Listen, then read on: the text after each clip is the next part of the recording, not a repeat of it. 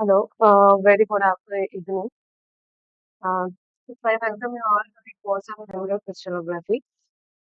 This has been taught by Professor Ushman Rajodari from Isa Mohali. I'm the assigned TA of this course. I'm Shani Burman. I'm taking the live sessions on each Friday to 6:20 p.m. So this week is week 6, and in week 6, we have learned about the extra data of the single crystals and of the fragmenters and the vectors and like Gauss and Bragg analysis on scattering and all and other experimental methods on say exponential function. So today we are going to solve some of the problems. So the first one is Friday is recorded on the same crystal using a molybdenum and alpha and the 2 theta for molybdenum alpha will be okay. And then 2 theta of copper, no, indication is less than 2 theta of copper, right? Because we can say from the Bragg's law also, n lambda equals to 2d sine theta, then lambda is proportional to theta we can write, or 2 theta, whatever it is. So, lambda for paper is, it is 1.54, right? 1.54 Armstrong, and this for molybdenum, it is 0.71. So, of course, since lambda is less, theta will also be less. Space fluidity can be checked by DSC. Yes, space fluidity can be checked by DSC. The next one is it possible to that no peak is observed in DSC neither diffraction or neither solidification or non-melting? Yes, it is possible. Because because sometimes what happens is in DSC like we also measure the when we are measuring the melting point for in DSC, it might be possible that we are not observing any solidification or melting, like it goes just like. So, this can be done only on crystals. No, it's not only crystals. We use sometimes pellet or powder also. So it's false.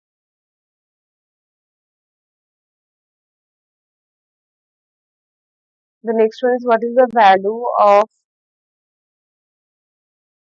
the value of 2 theta for a molybdenum? Okay, radiation in the peak appears at 2 theta equals to 5 degree, means theta equals to 2.5 degree when copper radiation is used. Okay, this is for copper, right? So we'll just apply the formula then. So, lambda equals to b sine theta, then d would be lambda of copper divided by sine 2.5 degree. It is 1.52 by the value of sine 2.5 is 0.0436.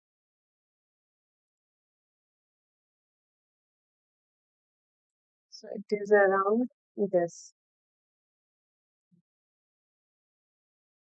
Okay, that is missing 2 the sine theta, then 2 sine theta that into 2 divide 2, then it is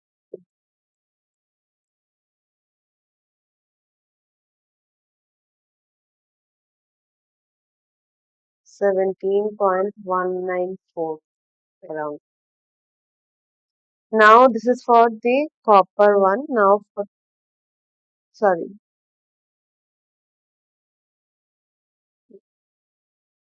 They have been asked that was for the molybdenum radiation. So for molybdenum, Sine theta from here only we can write sine theta equals to lambda by 2d, right? Lambda of molybdenum. And D for the crystal same, since same crystal, yeah, same crystal they are measuring. So it is 0.71 divided by 2 into 70.194, and this comes now 0.71 divided by 17.194 is 0.0206. Then theta would be sine inverse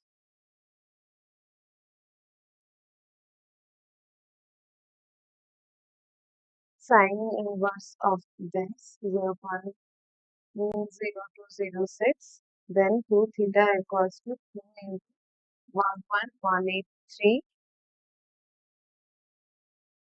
It's around 2.36. Is there any option?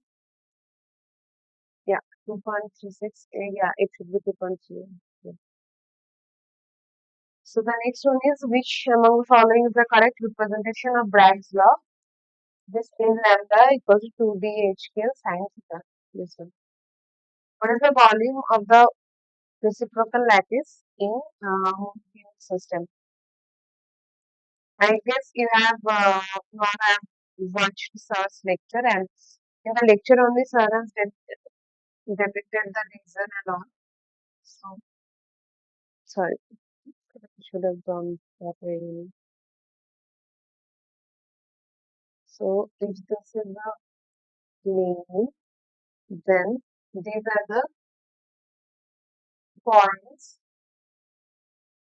and we know that everything is we write as an inverse. A star equals to 1 by A like that.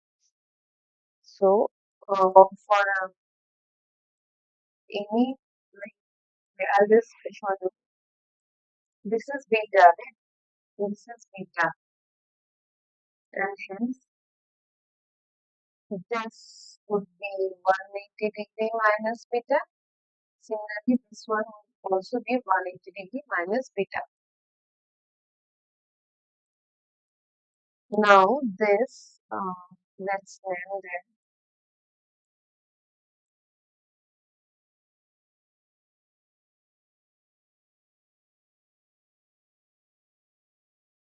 Let's say this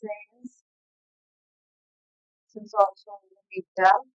Then let's say this much, like this much is the initial length, and this much is C. Then D001 will be C sine. This value is also 180 degree minus beta. So 180 degree minus beta, that is C sine beta. C sine beta, and D100 is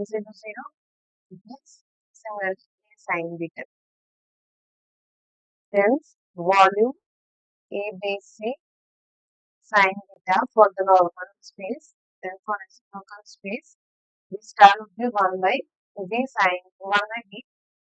So it should be, okay, I'll just write 1 by ABC sine beta, and we write it as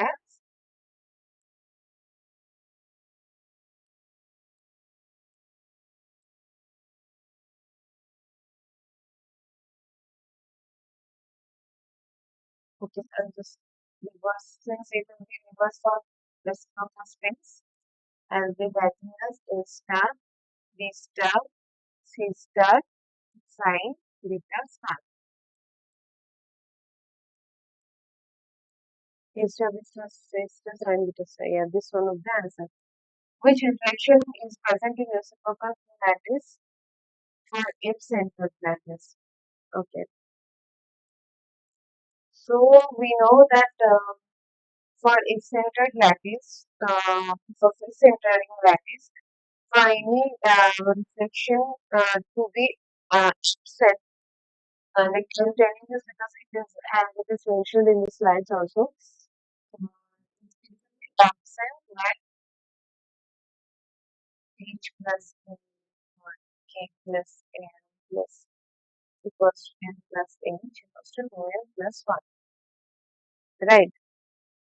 So the summation of any of the two should be odd.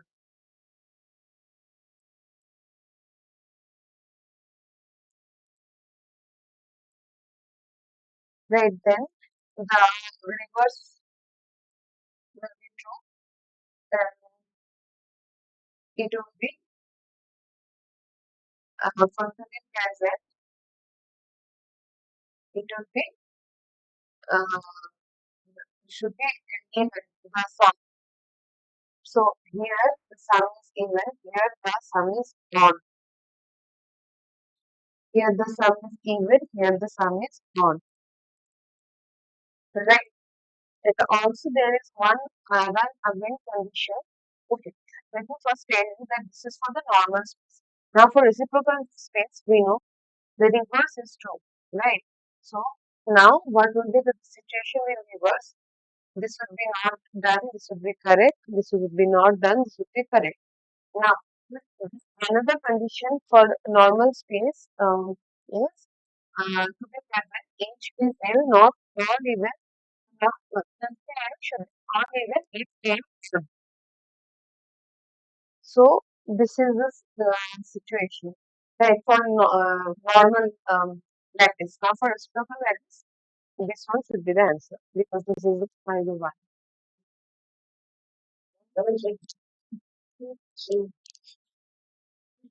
Yeah.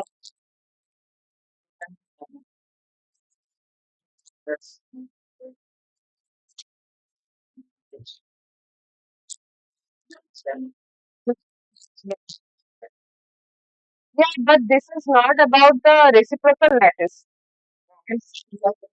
Yes, yes. In the above, like in which slide?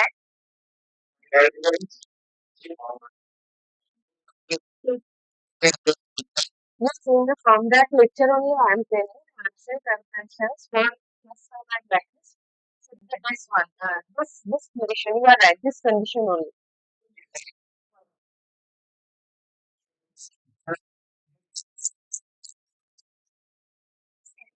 Say so, but here it is written as present, so it should be the opposite one.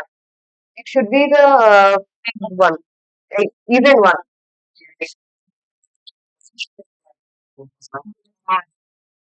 2n plus 1.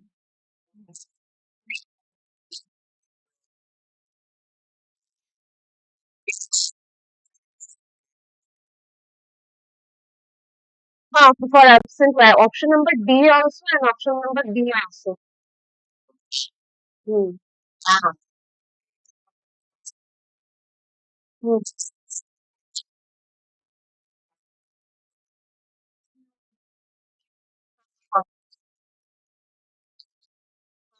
Right, right. Hmm. Okay. Yeah.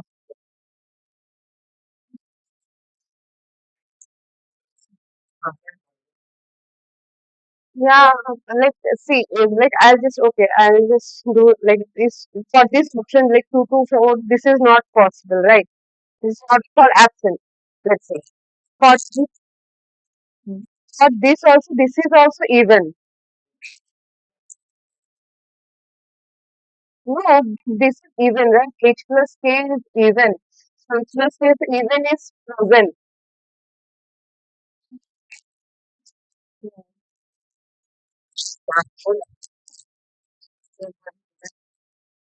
Huh. So, hmm.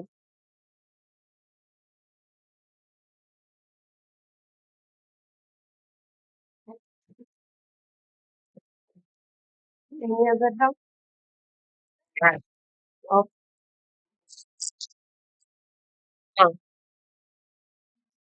Hmm. So the next one is the which among the following is not a routine method of crystallization. Of course, the evaporation process which is what is the evaporation process is of course a routine method of crystallization. That's what we do in our lab. We let's say these cells some make some we keep it in a beaker. We keep it for like for next day or next few hours. So that's the evaporation process of this. The slow cooling is saturated solution. We sometimes put the we make saturated solution and put inside the sink refrigerator. So in that case, slow cooling is applied. The slow in situ crystallization is not a routine method. So this would be vapor diffusion. What is vapor diffusion? Say in a aluminum crucible, in a sponge tube, what we put our sample, whatever we want to make, we put the elements. Let's say we want to make A, B, C. So we put A, B, and C. Here, inside the first tube, we seal it in an aluminum crucible. We place the tube like in a horizontally. So what happens? Like that the elements are in at the very bottom of the tube, right? So when the vapor comes, when we are hitting the sample or the tube inside the furnace, so when the vapor comes and vapor comes in the furnace, we crystallize. So third option is vapor. Okay. Next one is speaks of study may emerge if we use molybdenum as a source next to. Because we all know that 2 theta region of molybdenum is lesser than copper, right? Now, the next one is the forming of reciprocal lattice of orthorhombic unit cell is A star, B star, C star. Yes, it's true. And the next one is what is the value of 2 theta? Okay, I have already done that one. Hmm. What is repeated? Okay.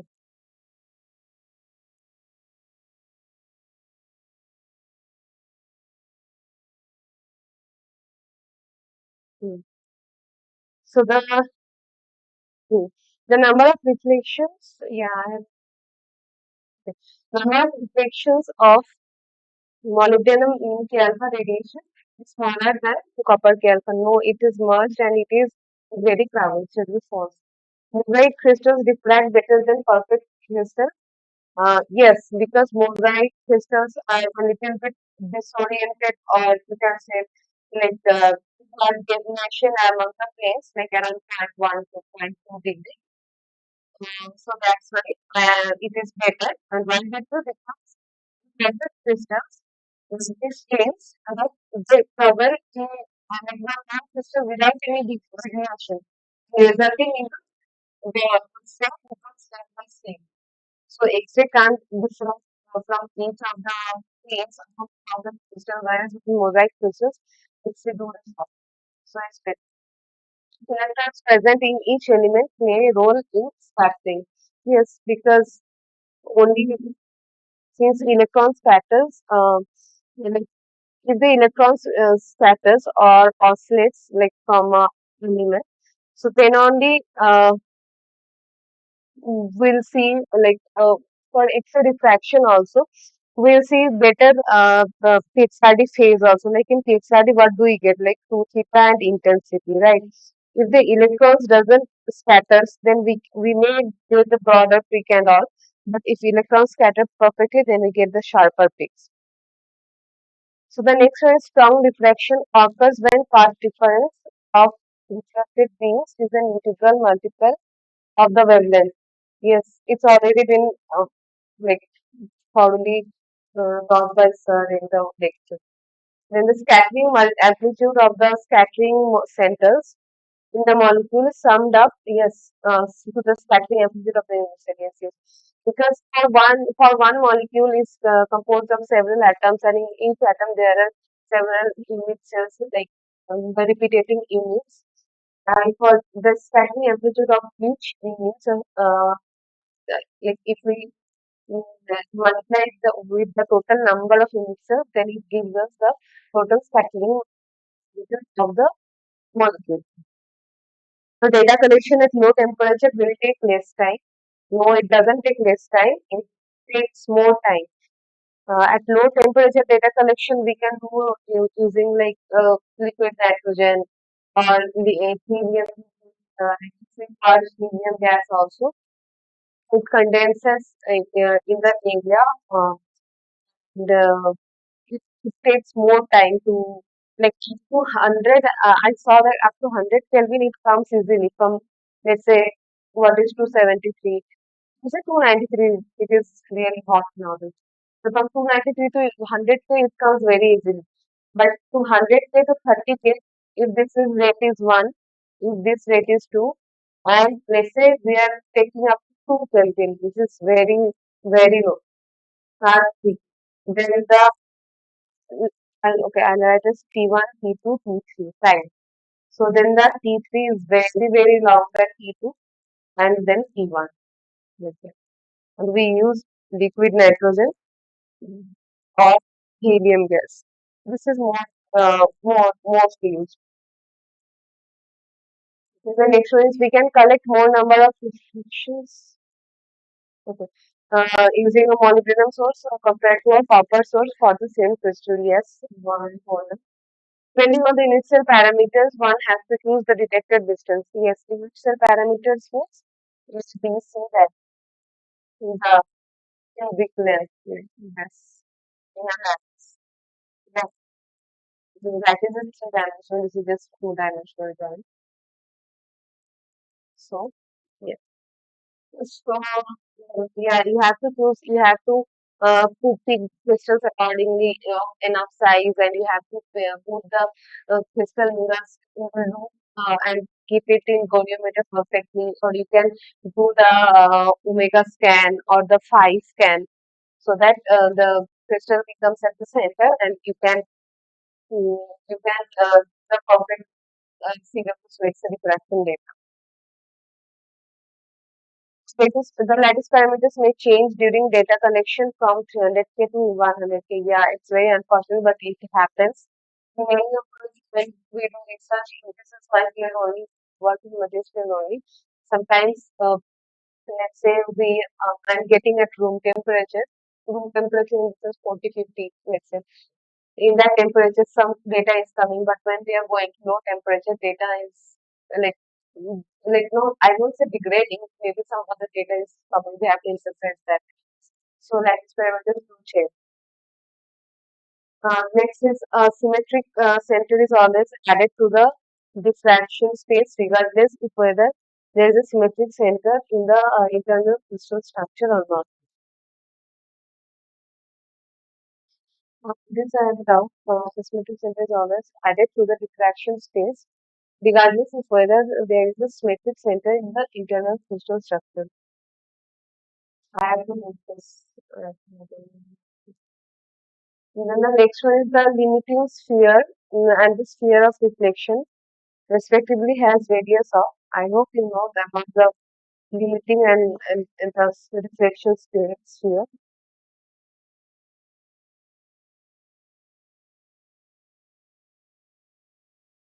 So it is like this.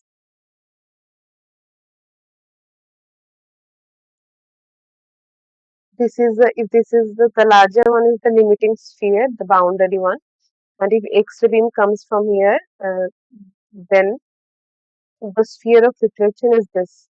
So if this is 1 by lambda, then this has to be 2 by lambda. So first is limiting sphere means 2 by lambda. 2 by lambda, this one. Yeah, this would be the answer. So the data collection for orthorhombic system is reduced to which fraction of the UR sphere? Okay. Data collection for orthorhombic system, like for orthorhombic system, the maximum symmetry is MMN. So for MMN, we know like this mirror is perpendicular to X, this mirror is perpendicular to Y axis, this mirror is perpendicular to Z axis. Then if we apply the the operation like let's say M perpendicular to X, then what happens? Perpendicular to X means X bar. H bar tail.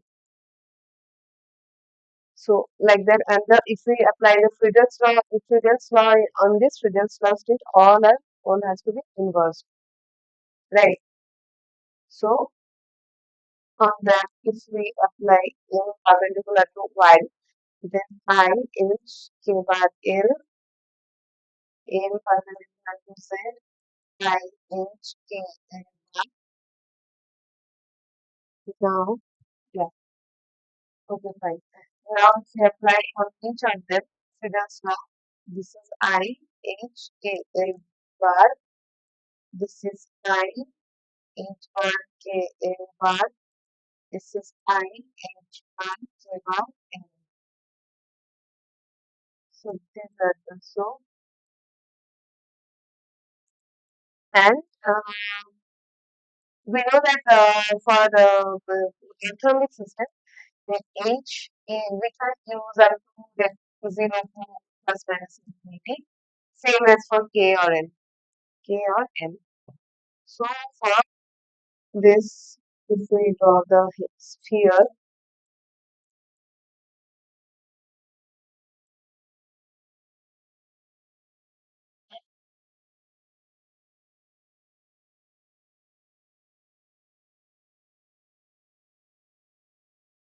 so basically the electronic system is the 1/8 of the sphere. It's the even sphere. So it would be like,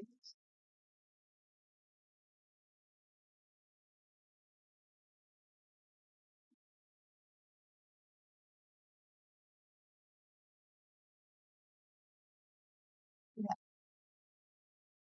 this much only, and up to this. Data connection is reduced to this fraction. Yeah, it would be octal. Not hemisphere is half quadrant, 1/4, sextant, 1/6, 1/8 is octal. Now, the next one is which of the following is false for a monoclinic system? So, for a monoclinic system, the maximum symmetry is 2 by n, right? 2 by n means what we do to, if we take the major axis is y on perpendicular to y, like parallel to z for so it would be same this kind of thing we'll do here by NH here, Friedel's law first, H bar, K bar, L bar, then two parallel to Y, and Y is H bar and K L bar, right? Then again, in perpendicular to Y, I, H, K bar, L.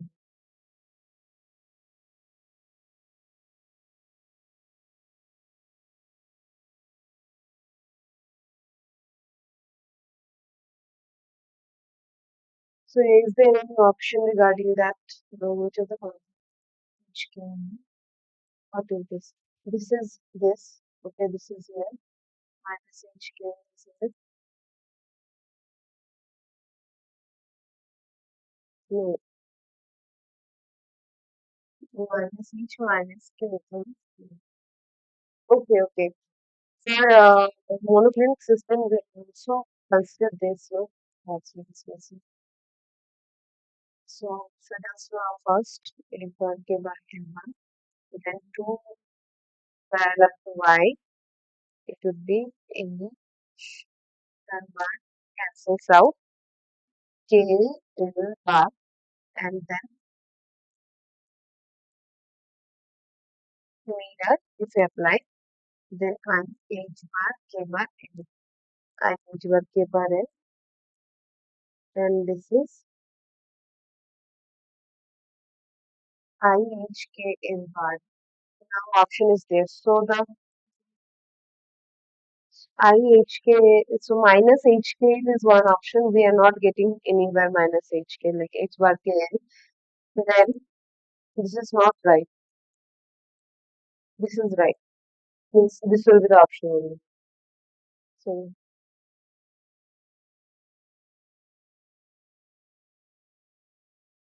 Oh, okay. So from this is I have already covered in this the three assignment, sorry, like five assignment and previous year's assignments regarding this week six lecture. Mostly based on not really maybe numbers, plus like explanatory questions and then mostly you have to just back to once. That's it. Or you have to understand the techniques, how we put the crystals using crystal refraction and all, and how what is the alignment we use to get a good data and all. So yeah, the week six assignment deadline is 6th September. So please do submit the assignment. Thank you.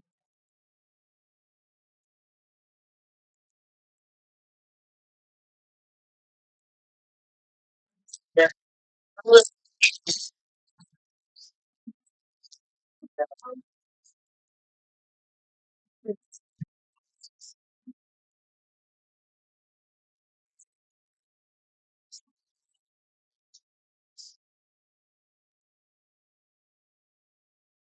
Significance of reciprocal lattice because everything we do in a single session. See, this is just theory. You have to do if you are pursuing any like a lab related research work, then you have to do single crystal X-ray diffraction to as a characterization technique for your sample. Anything in organic or inorganic chemistry, whatever it is, you have to XRD. And in XRD, what do you get in single crystal? XRD, you will get the bond distance, bond angles, torsion angles, like that things. So in single crystal X-ray diffraction, what happens is you put the sample, you pick up your crystal. Let's say you have crystallized your sample, okay? You pick a crystal, you take it to the XRD machine and you pick the crystal in the loop. You have must have seen the loop looks like this, like the pin one, like this. So there is one, and there comes the goniometer, right? The loop is placed in the on the plate of the goniometer. So what happens is when there there is a crystal, right? So when they like try, do one rotation here, this also the brass also can rotate here. And the also the whole thing is connected like this. This also can rotate, right? And if X-ray is coming, let's say X-ray is coming in certain direction, it is getting refracted in another certain direction. There is detector. When X-ray is coming in this like in this parallelly, so this will diffract, say, each lattice of this crystal is here. What else? Yeah, for single, mostly I will say one thing, for single crystals, if it is crystal only, not crystal or amorphous, you will get like spot kind of random spot in the monitor. But if it is polycrystal, then you will see like this ring pattern, right? So why this is so? Because for single crystals, the planes is not not arranged properly. Right? And here it is very like properly arranged. So when the X-ray beams are diffracted with this single crystals, like the terms in the single crystals present, they reflected in reciprocal lattice. So whatever we see in the detector, that is reciprocal lattice only. Because this is the significance of reciprocal lattice. Because in the main lattice or the normal lattice planes of whatever the atom has or the element, or whatever the molecule has, the reciprocal lattice vectors are only like we need to produce the X-rays, to produce the X-ray pattern. So, which is important to derive. Later, you will put this data and you will derive like there are many softwares. You will derive the structures and all. You solve the structure of your sample. So that's why it's very important, and it also like tells you about the crystal symmetry and all. What symmetry it will show you in the monitor. What is the Symmetry, like symmetry in the sense mean which crystal system it belongs, like cubic, hexagonal, tetragonal, etc. So basically, we derive reciprocal lattice to make us understand uh, that which crystal structure this or this sample belongs to. That's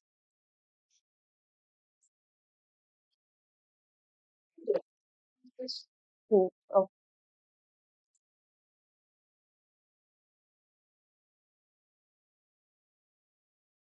if there is no question, then we may stop this lecture.